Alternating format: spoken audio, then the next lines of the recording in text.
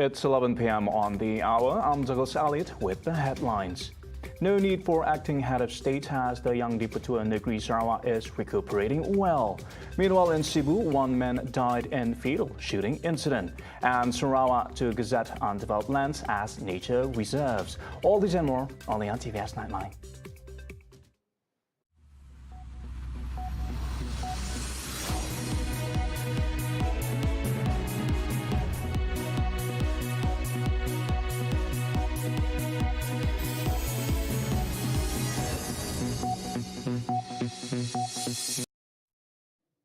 Good evening.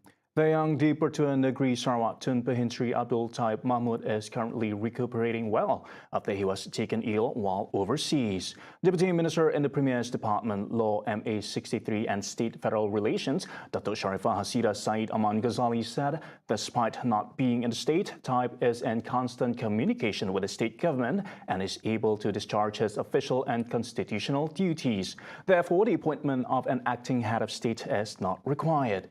She added the state government is regularly informed of his medical status and the state government's further action will be guided by the state constitution and the interest of the state. A man in SIBU was reportedly shot dead at his family orchard at Jalan Tunku Abdul Rahman in the early hours of Tuesday. SIBU Police Chief ACP Zulkifli Sohani said the 46-year-old deceased was found with 8 gunshot wounds, while another victim sustained minor facial injuries. As at 10:30 p.m. press time, the motive behind the shooting is still unclear. According to Zulkifli, the police were alerted of the incident at around 1:23 a.m.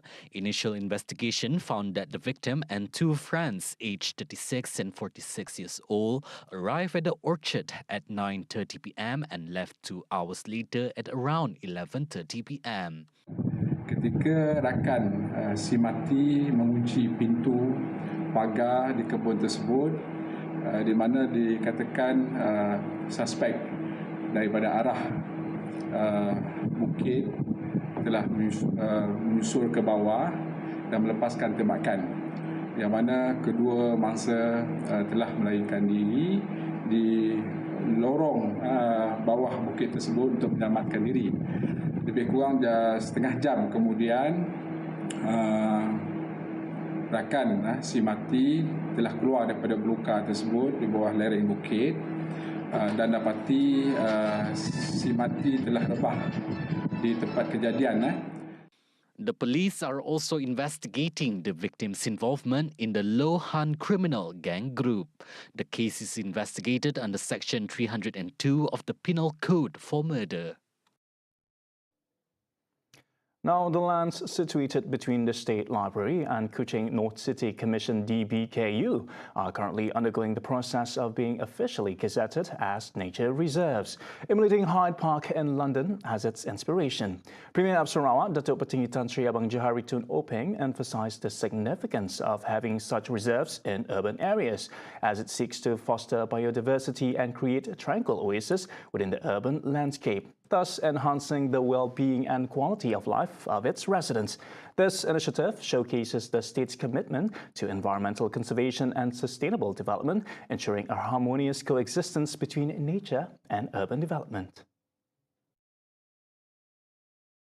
Kita berkendakkan satu kawasan mesti ada tempat beriadah yang mempunyai semua alam sekitar yang bersih. Jadi kita sudah ada disetujui di MBKS dan kita gazetkan kawasan ini sebagai satu lagi kawasan nature reserve. Di SIBU kita ada di Bukit Lima dan di Miri Piasau. Jadi kita semua bandar besar kita ada nature reserve untuk warga bandaraya berrekreasi dan kita mempertahankan kehijauan di satu-satu bandar, dan juga pembangunan di sekitarnya akan disediakan oleh pihak SPA. The planting of trees and flowers will be undertaken and monitored by both the Sarawak Forestry Corporation SFC and the Forest Department, while a landscaping expert will plan how the trees and flowers will be planted on a 108-acre land located at Bukit Siol. Jadi kita mesti jaga, kalau tak, orang akan membangunkan bangunan di kawasan itu. Jadi kita gazettekan, jadi si boleh lagi punya nature reserve. Sudah diproses, dalam proses.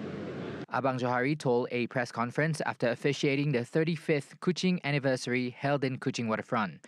Also present during the ceremony were Deputy Premier of Sarawak, Datuk Sri Dr. Sim Kui Hian, Deputy Minister of Telecommunication and Utility, Datuk Dr. Abdul Rahman Junaidi, Deputy Minister of Law, MA63 and State Federal Relations, Datuk Sharifah Hasidah Said Aman Ghazali, DBKU Mayor, Datuk Junaidi Redwan, and Kuching South City Council MBKS Mayor, Datuk Wee Hong Seng.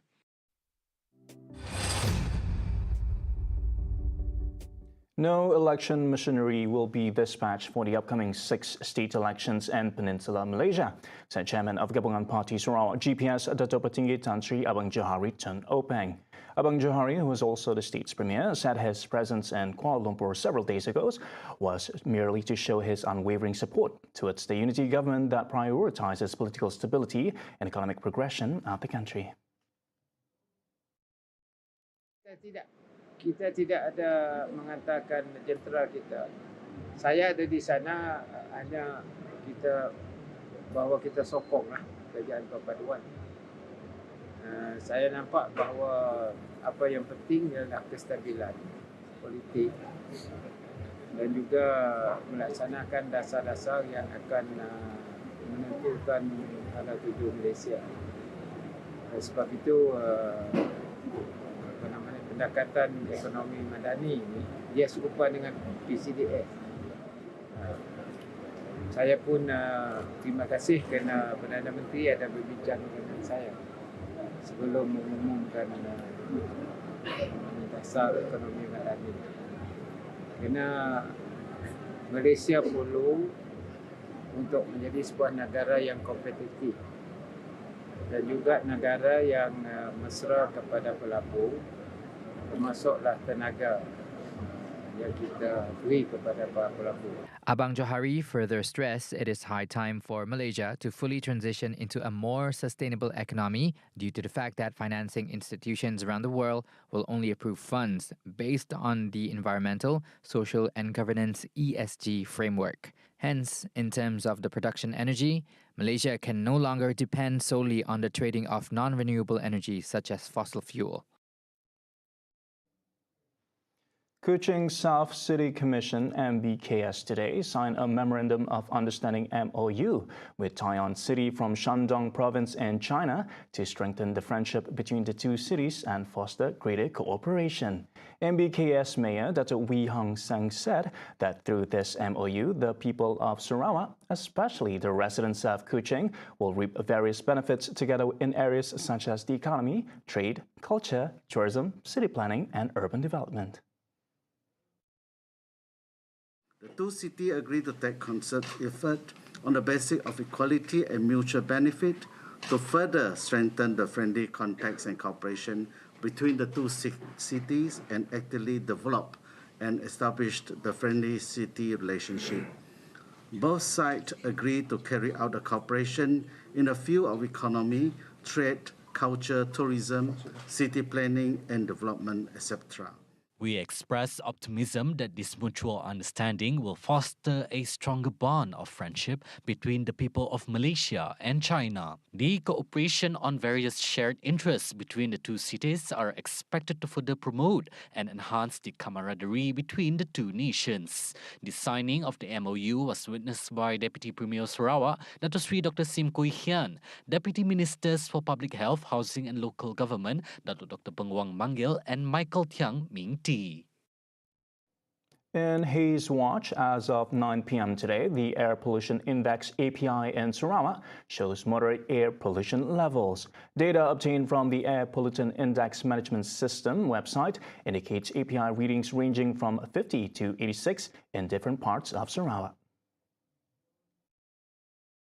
The highest API readings were observed in Kuching and Muka at 86, followed closely by Sri Aman at 83. SIBU recorded 78, while Samarahan recorded readings of 80. Despite the higher readings in some regions, the overall air quality remains satisfactory. As per the API classification, readings between 0 and 50 are considered good, while those between 51 and 100 fall under the moderate category. Readings between 101 and 200 are considered unhealthy, 201 to 300 very unhealthy, and anything above 300 is hazardous. In light of the current air quality, APIMS advises all individuals to refrain from engaging in open burning and to promptly report any incidents related to air pollution. For more information, viewers are advised to monitor the latest updates on the API readings hourly at APIMS website. Over the past 5 years, Sarawak Public Communications Unit, or UCAS, has played a crucial role in enhancing public communication, fostering transparency, and strengthening the connection between the state government and its people. With a dedicated team of communication experts and professionals, UCAS has been instrumental in disseminating essential information, initiatives, as well as policies to the public. And tonight, UCAS gathers to celebrate a remarkable milestone, its 5th year since its establishment in 2018. The event, held at Pullman Kuching, was graced by the Premier Datuk Patinggi Tan Sri Abang Johari Tun Openg, in a fitting moment to reflect on its journey, accomplishments, and the transformative impact it has had on communication and engagement within the state. Our reporter Cheryl Shimnato has more. All right, thank you, Lorenzo. Here with me, Cheryl Shimnato. And tonight, as we commemorate the 5th anniversary of the Sarawak Public Communications Unit, UCAS, it is my honor to be in this event. Now, just a little bit on the establishment and what was covered. The establishment of the Sarawak Public Communications Unit was established by our Premier of Sarawak after the dissolution of JASA due to a change in the federal government in 2018. And UCAS is actually used as a beacon of hope to most of the Sarawakians, especially to the ex-JASA officers whose future was a scenario of uncertainty. Now, among what was the happenings that occurred tonight as well, riding on the use of social media is a way that UCAS has also disseminated the government information and news as it fosters communication platforms, especially in this era. And also, might I share as well, Lorenzo, among the few things and the few items that our Premier has mentioned in his speech earlier. So hence, he mentioned that riding on digital economy is one of the reasons that UCAS plays a very important role in disseminating information, as in the changing era of social media. This is a way of them spreading out the facts and truth, and of course accurate information for the people in Sarawak as well. Now, he also touched a little bit, and of course the achievements of Sarawak after long years, and also in 2020, as information is important, we would also like to highlight that during the pandemic, to ensure that the community is able to have the right information to the media practitioners as well, is important and vital, especially in the plans of executing the plans of the post-COVID-19 development strategy 2030. Now, apart from that also, Lorenzo, this is truly a night to commemorate the role towards a digitalized Sarawak, as UCAS is a channel of information to Sarawakians. And tonight also as well, among the highlights that were happening with launching of the new logo of UCAS, as well as a total of 27 media organizations, including Sarawak Media Group, SMG, represented by its Executive Director, Sabini Hamdan, and also as well as other 27 mainstream media, print, online media portals, and social media practitioners who received the appreciation certificates in conjunction with the Sarawak Public Communications Unit 5th anniversary, Lorenzo. All right, that's all I have for tonight, commemorating a very colorful event and appreciation for tonight. For more details and updates, to tune in to TVS's official website at tvstv.my, and of course all our official social media platforms. Over to you, Lorenzo.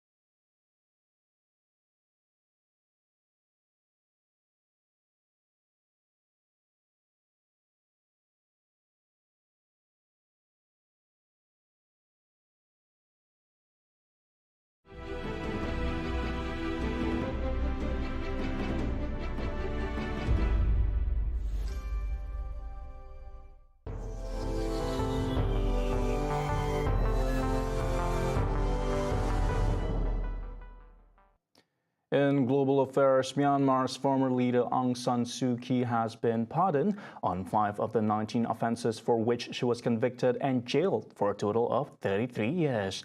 The pardon would mean a reduction in her jail term of 6 years. The Nobel laureate, who last week moved from prison to house arrest in the capital, Nay Pyi Taw, has been in detention since the military seized power in a coup in early 2021. Suu Kyi was sentenced last year to 33 years in jail for a multitude of offences, which she denies and is appealing at the Supreme Court. The military seized power after complaining of fraud in the November 2020 general election won by Suu Kyi's party. Election monitoring groups found no evidence of mass fraud. The overthrow of Suu Kyi's elected government derailed a decade of reform, international engagement, and economic growth. The Myanmar's military has drawn global condemnation for its heavy-handed crackdown on opponents such as Suu Kyi, which has seen thousands jailed or killed. On Monday, the ruling junta officially postponed an election promised by August this year after its 2021 coup. Junta leader General Min Aung Hlaing, in a meeting on Monday with the army-backed National Defense and Security Council, extended a state of emergency by 6 more months. The military cited ongoing violence as a reason to postpone the vote.